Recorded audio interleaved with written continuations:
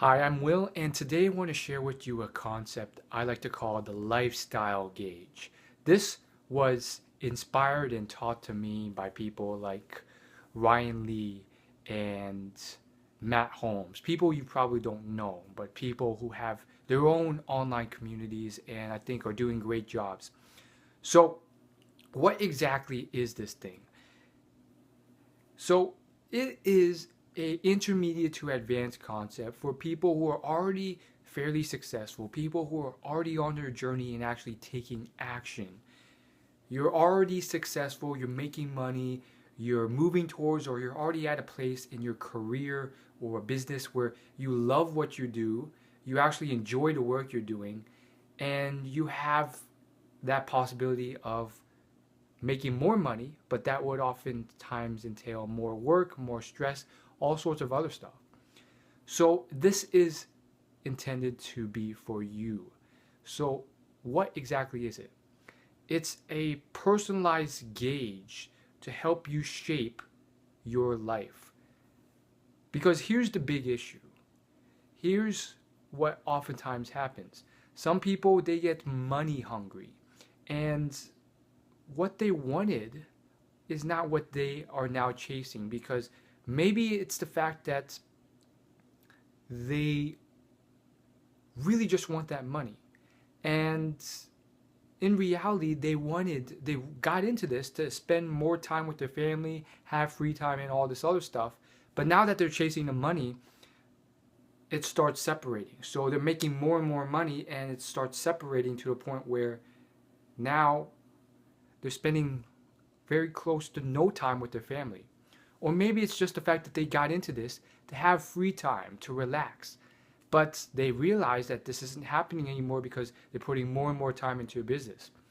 So with this gauge, all you do is you realign yourself with what your true intentions are, what would truly make you fulfilled, and dial it back. Dial back those areas where you don't want to be spending that time. And you do this by delegating, finding incredible individuals. It's also important as a business to find people who can do the things that you don't want to do.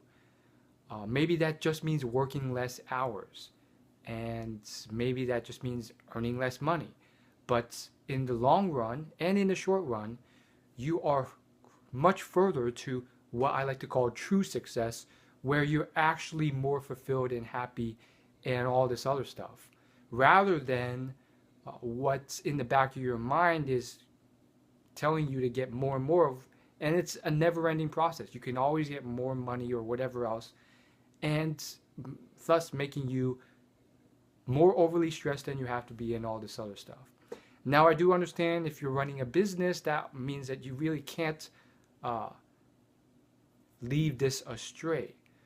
So ultimately, at that junction, obviously it's fantastic if you want to run a great business. That will require delegating. Perhaps for some people, you want that to be a great business, and therefore you will have to consider leaving that business because you can't put in that time anymore, and maybe retiring, or just finding a less time intensive role.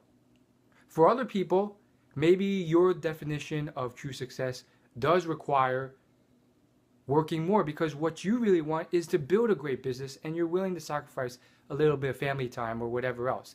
And so for you, it might be to just keep going and putting in that time.